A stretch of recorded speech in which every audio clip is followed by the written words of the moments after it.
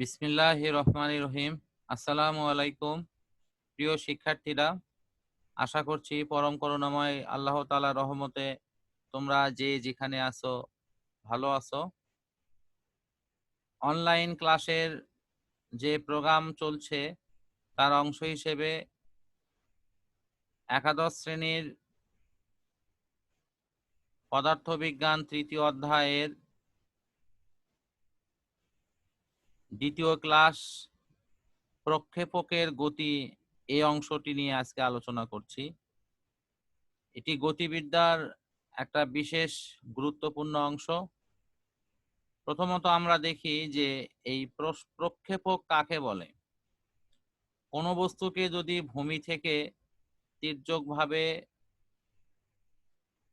নিক্ষেপ করা হয় এবং শূন্যে নিক্ষেপ করার পর এই বস্তুটি যদি আবার আনুভূমিক তলে ফেরত আসে, এই ধরনের নিক্ষেপক বস্তুকেই বলা হয় প্রক্ষেপক বা প্রাস।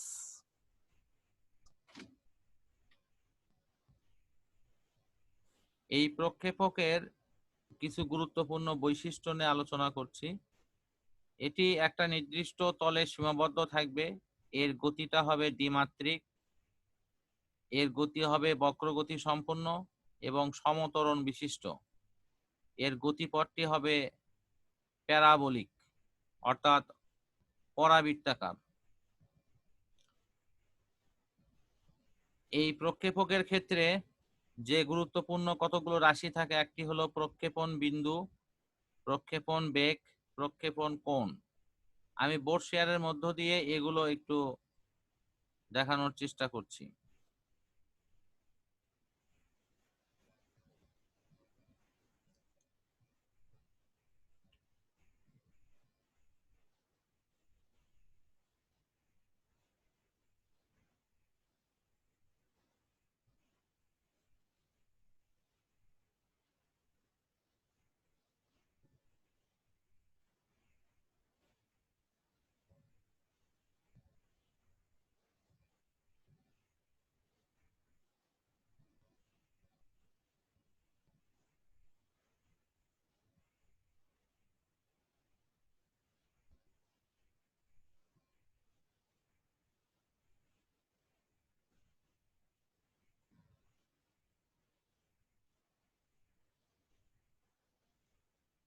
কোন একটি বস্তুকে যদি আমরা এ বিন্দু থেকে ভি নট বেগে অনুভূমিকের সাথে থিটা কোণে নিক্ষেপ করি, তাহলে এ বিন্দুটি হবে সেই নিক্ষেপণ বিন্দু, থিটা কোণ হবে নিক্ষেপণ কোণ, আর ভি নট হবে হলো সেই নিক্ষেপণ বেগ।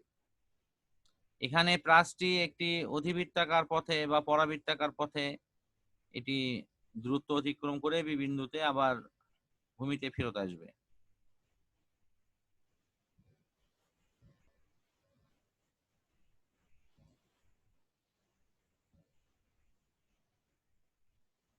এরপর দেখবো হলো পতন বিন্দু। এখানে ছবিতে আমরা দেখতে পাচ্ছি যে ও বিন্দু থেকে বস্তুটি একটা পরাবৃত্তাকার পথে বি বিন্দুতে ফেরত আসে, এই বি বিন্দুটাই হলো পতন বিন্দু। প্রক্ষেপকের সীমা, এই প্রক্ষেপকটি যে সীমার মধ্যে বিচরণ করেছে সেটি হলো ও থেকে বি বিন্দু পর্যন্ত। সুতরাং এই ও থেকে বি বিন্দু পর্যন্তই হলো প্রক্ষেপকের সীমা বা এটাকে রেঞ্জ বলা হয়। বিচরণ কাল, প্রক্ষেপকটি ও বিন্দু থেকে যাত্রা শুরু করে সমস্ত পথ ঘুরে আবার বি বিন্দুতে ফেরত আসে।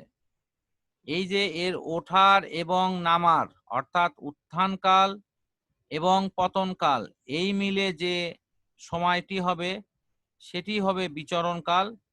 এটিকে শূন্যে বিচরণকালও অনেক সময় লেখা হয়। গতিপথ, প্রাসটি যে পথ অতিক্রম করে আবার ভূমিতে ফেরত আসে সেই পথটিকে বলা হয় গতিপথ।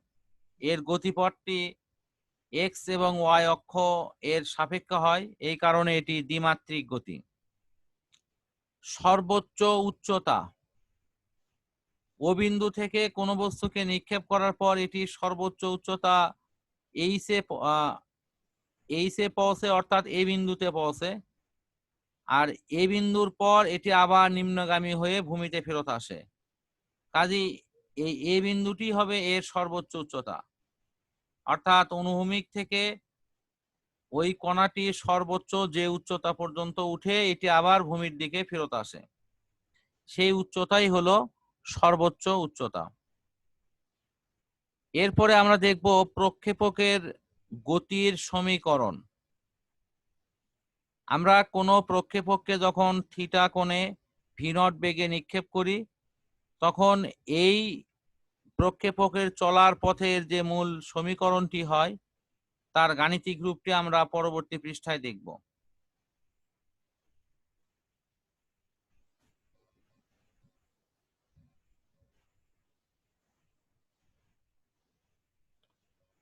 এটি হলো y is equal to v naught sin theta naught into x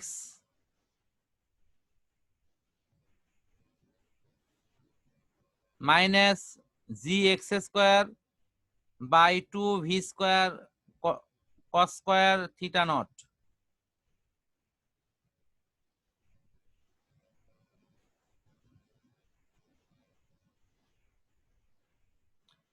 এখানে আমরা সাইন থিটা নট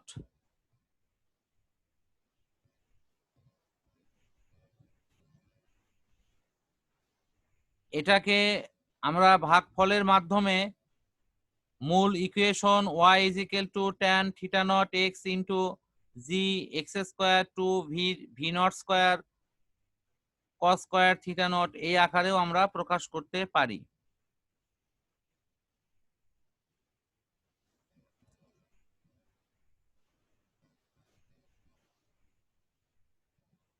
এরপর আমরা দেখব অত্যন্ত গুরুত্বপূর্ণ বেশ কিছু সমীকরণ, যে সমীকরণগুলোর মাধ্যমে আমরা অনেক অঙ্কের সমাধান করতে পারবো। প্রথমটি হলো সর্বাধিক উচ্চতায় ওঠার সময়। আমরা একটু এগুলো বোর্ড শেয়ারের মাধ্যমে সহজে দেখানো হচ্ছে আর কি।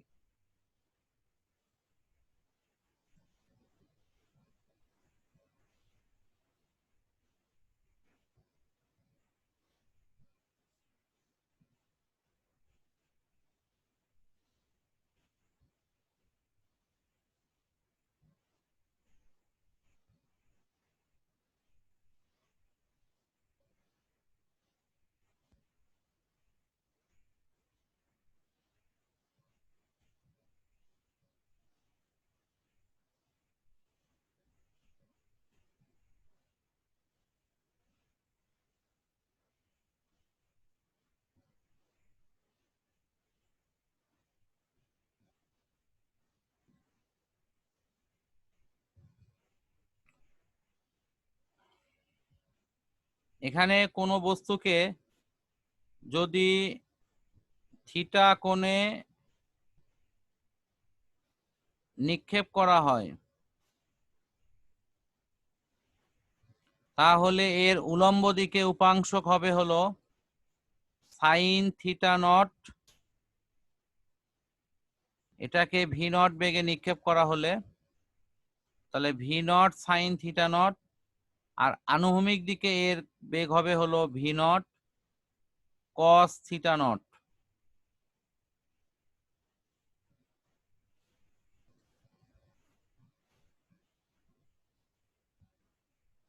সর্বোচ্চ উচ্চতায় পৌঁছিলে এর শেষ বেগ শূন্য হবে। সেই অপশন থেকে আমরা সহজেই লিখতে পারি G T is equal to V naught sine theta naught. অতএব T is equal to V naught sine theta naught ভাগ জি। আশা করছি তোমরা বুঝতে পেরেছো। আমরা আবার পূর্বের পৃষ্ঠায় ফিরে যাচ্ছি। এখানে উত্থান কালটি যেভাবে বের হলো, আমরা জানি যে উত্থান কাল এবং পতন কাল এই দুটি সমান, সুতরাং পতন কালের সমীকরণটিও সেম এই সমীকরণটাই হবে। এরপর আমরা দেখব সর্বাধিক উচ্চতা। এই সমীকরণটির মান h = v0² sin² θ0 ভাগ 2g। এটি কিভাবে আসে?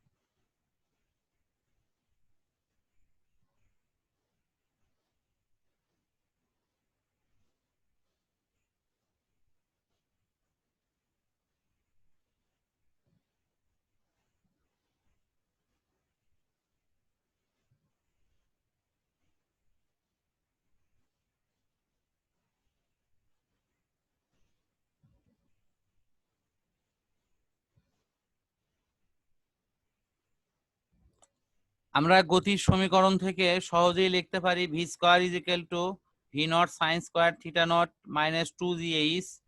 ঊর্ধ্বমুখী বেগের ক্ষেত্রে শেষ বেগের মান 0 হয়, সুতরাং এই 0 মানটি যদি আমরা এখানে বসায়ে দেই, তাহলে মূল সমীকরণটি দাঁড়াবে 0² সমান v0² sin² θ0 - 2gh। অতএব 2gh = v² sin² θ0। অতএব সর্বাধিক উচ্চতা h = v²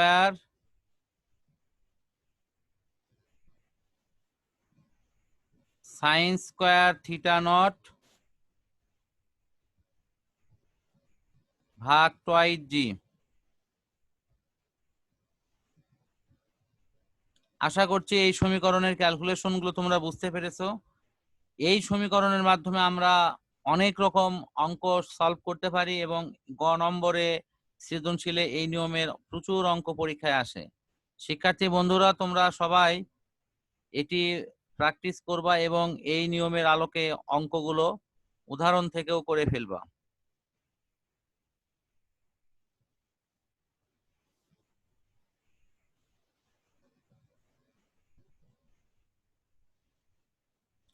এরপরে আছে পতন কাল। উত্থান কাল এবং পতন কাল সাধারণত একই হয়, অর্থাৎ t = v0 sin θ0 / g। এখন শূন্যে বিচরণ কাল বা উড্ডয়ন কাল, এটি আসলে কেমন হবে?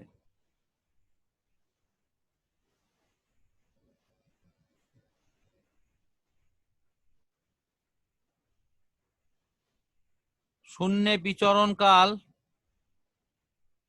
অথবা উড্ডয়ন কাল t = উত্থান কাল প্লাস পতন কাল, এই দুটার যোগফল হবে, যেখানে t1 = v0 sin θ0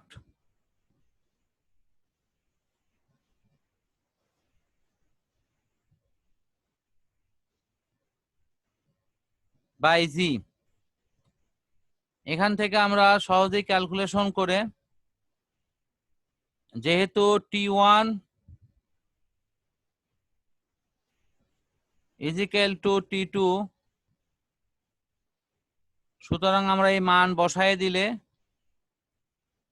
পাবো হলো 2v0 সাইন থিটা নট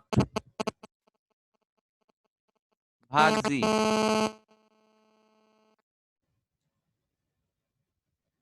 আমরা এই সূত্রের মাধ্যমেও অত্যন্ত সহজে অনেক অঙ্কের সমাধান করতে পারবো।